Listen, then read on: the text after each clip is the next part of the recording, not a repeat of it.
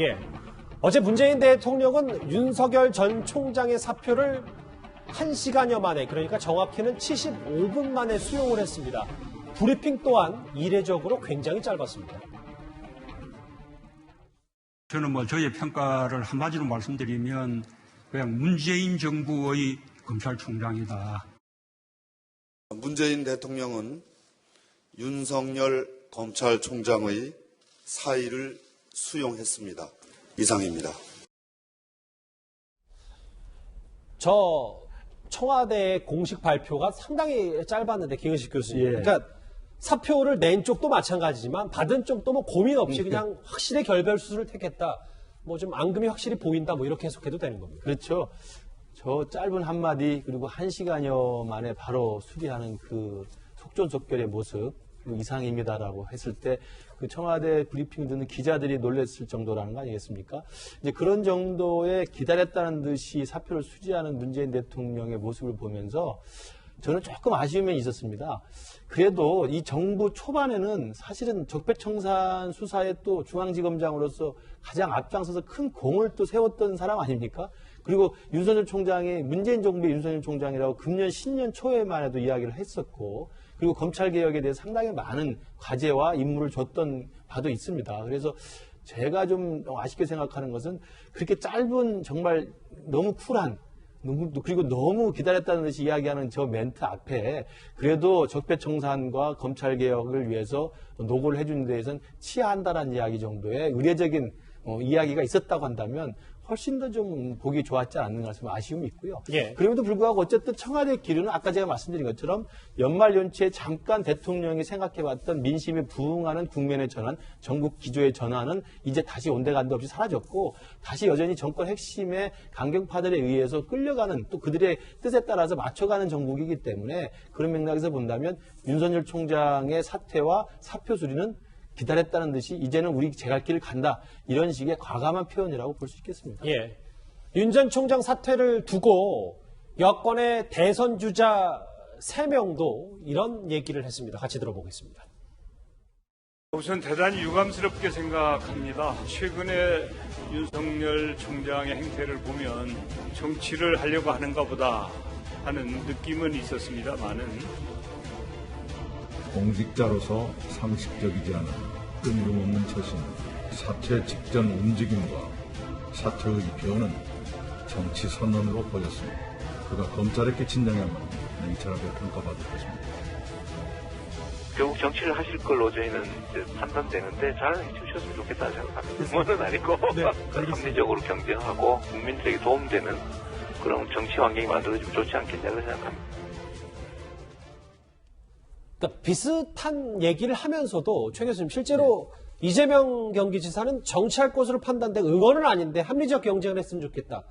비교적 윤 전 총장을 겨냥한 비판 멘트가 조금 수위가 낮았거든요. 그렇게 보일 수 있어요. 지금 마지막 한 내용을 보면. 물론 이제 앞부분에 분명히 있었다는 거 제가 말씀드린 이재명 지사도 앞부분에는 분명히 검찰의 문제점에서 지적을 했고, 또 검찰이 있는 죄도 덮고 없는 죄를 만들기도 했다, 이런 과거 얘기도 했어요. 그러니까 비판을 안 한 건 아닌데, 마지막에 지금 말씀하신 것처럼 정치 나와서 그냥 합리적인 경쟁을 했으면 이렇게 얘기를 했는데, 결국 이제 세 사람의 차이라고 하면 제가 볼 때는 개인적으로 정세균 총리나 이낙연 대표 같은 경우에는 아무래도 친문 세력의 지지를 더 많이 좀 끌어와야 되는 상황인 것 같고요. 지지 기반이 그렇다고 볼 수 있을 것 같고, 이재명 지사 같은 경우야 친문 지지뿐만 아니라 일반인들의 지지도 더 많이 받고 있는 상황이기 때문에 거기서 보이는 차이가 저는 약간의 뉘앙스의 차이로 발현된 게 아닌가 그렇게 보여집니다. 예.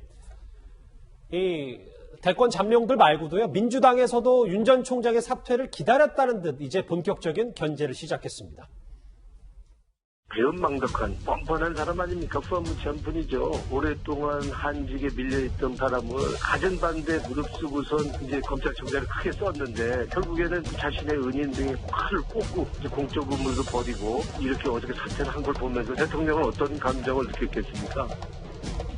윤석열 전 총장은 검찰 역사에서 권력욕에 취해 검찰총장의 직위를 이용한 최악의 총장을 기록합니다.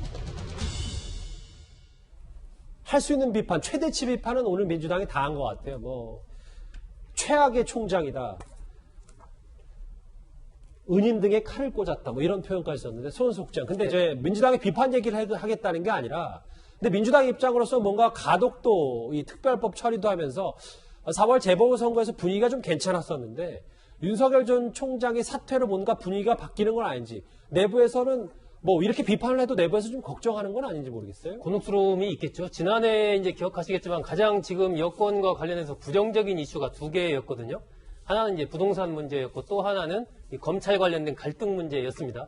그래서 부동산 문제를 해결하기 위해서 이제 변창흠 장관이 기용이 돼서 이사 대책을 야심차게 발표를 했는데 지금 LH 직원들의 부동산 투기 의혹이 불거졌단 말이에요.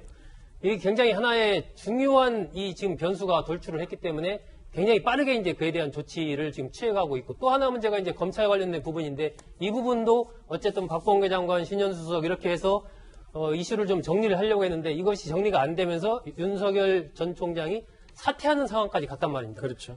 그렇기 때문에 이제 4.7 재보궐선거에서의 변수가 그대로 이 두 가지의 부정적인 변수가 살아날 가능성이 있게 된 거죠. 그래서 민주당 여권으로서는 곤혹스러운 부분이 있는 거고 더구나 이제 프레임 자체가 만약에 윤 전 총장이 주장하는 대로 어떤 정의와 상식이 무너졌다.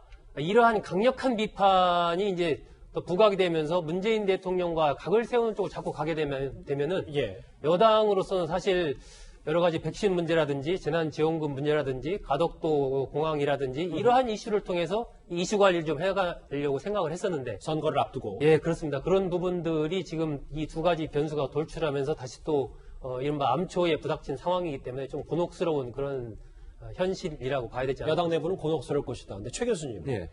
어제 저희가 그 윤 전 총장 사퇴 소식을 전하면서 조국 전 장관이 SNS에 이제 여러 가지 비판을 인용한 것도 보도를 해드렸었는데 추미애 전 장관이 어제 저녁에 라디오 인터뷰를 한 모양이더라고요. 그러니까 정치 야망은 이미 소문이 파다 있고 여론조사를 거부치 않고 즐긴 측면도 있는 것이다. 여기도 좀 비판 수위가 높습니다. 그렇죠. 아무래도 추미애 전 장관은 잘 아시는 것처럼 윤 전 총장과 갈등을 계속 빚어왔었고 1년 동안 거의 많은 뉴스에 이제 주요 이슈로 다뤄졌지 않습니까? 그런 상황이라고 하면 추미애 전 장관 입장에서는 윤 전 총장이 어쨌든 검찰총장으로서 본인과 이렇게 본인에게 대립적 각을 세우고 또 정치적인 어떤 역할을 하기 위해서 그런 역할을 하지 않았냐 이렇게 좀 비판을 하고 있는 겁니다. 어찌 보면 두 사람의 관계를 보면 저런 표현이 나오는 건 지극히 당연하다는 생각이 드는 거고요.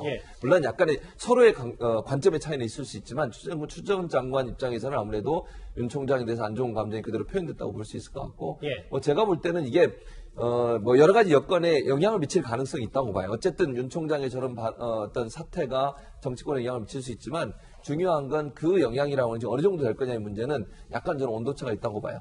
제한적으로 미칠 가능성도 있기 때문에 좀 지켜봐야 되는 상황이 아닌가 이런 생각이 듭니다. 그러면 최 교수님 생각은 추미애 전 장관이 저렇게 비판하는 이유 가운데 하나가 정말 여기 보면 최강욱 대표가 주장하고 있는 윤 전 총장이 어제 사퇴한 이유가 이른바 윤석열 박지법 피하려고 사퇴했다라는 여권의 시각에도 동의하세요? 이 부분은 사실 저는 동의도 하지도 않고 그렇게 생각하지는 않습니다, 개인적으로. 왜냐면 만약 근데 상식적으로 생각해서 그런 가능성이 전혀 없다고 볼 수는 없는 게 무슨 말이냐면 지난해 12월에 최강욱 대표가 법안을 하나 발의했는데 이게 검사나 법관만 1년 전에 선거에 출마하려면 1년 전에 공직을 그만둬야 되는 규정을 만드는 거거든요. 이게 물론 통과가 안 됐어요. 지금 법사위에 계류되어 있는 상황이고요. 통과될지 안 될지 모르죠. 만약 민주당이 밀어붙이면 할 수는 있죠.